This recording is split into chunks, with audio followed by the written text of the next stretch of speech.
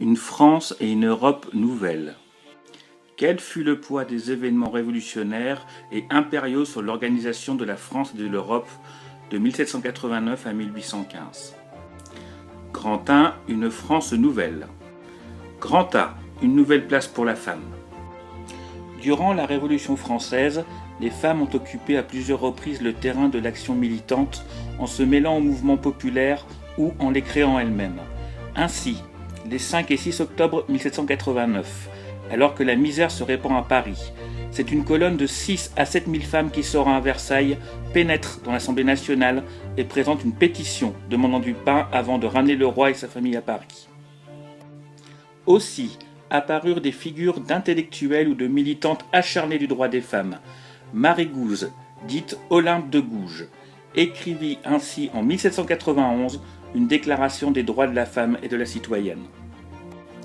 Anne-Joseph Théroigne, dit Théroigne de Méricourt, prit parti pour les Girondins contre les Montagnards en 1793 et fut fouettée pour cet engagement. À partir de 1793, de nombreuses femmes issues des milieux populaires se retrouvent dans les tribunes publiques de la Convention pour défendre l'action du Comité de salut public. Les femmes participaient aussi à la vie politique dans le cadre de clubs dont le plus célèbre était celui des Citoyennes républicaines révolutionnaires. Elles y lisaient et critiquaient notamment les décrets de l'Assemblée nationale.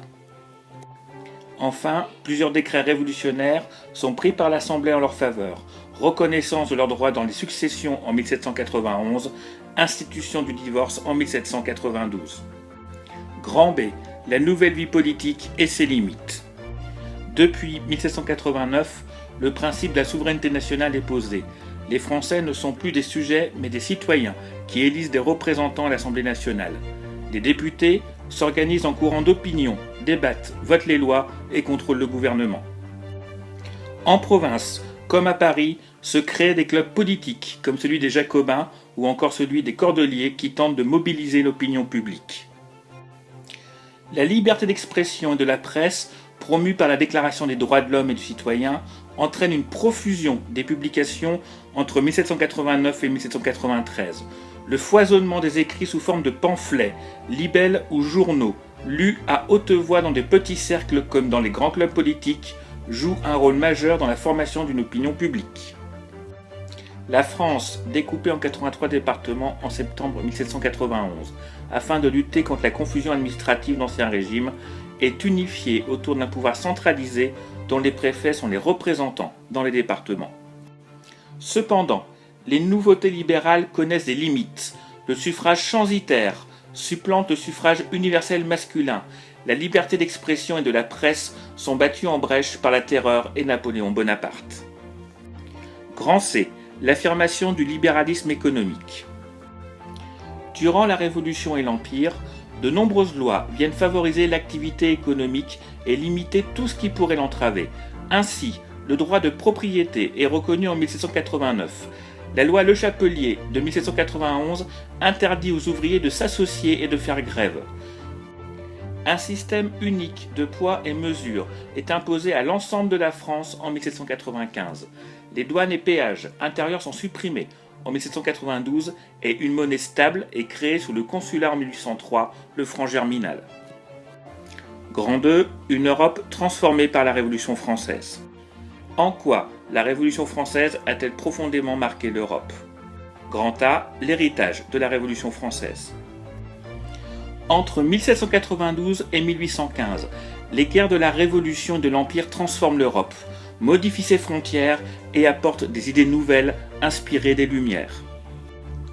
Les armées napoléoniennes, en Pologne notamment, sont accueillies en libératrices. Dans les pays conquis et dominés par la France, des constitutions sont rédigées, inspirées des institutions françaises, et le code civil napoléonien s'y applique. L'Ancien Régime et les droits féodaux sont abolis. Mais la domination française devient rapidement insupportable au peuple européen.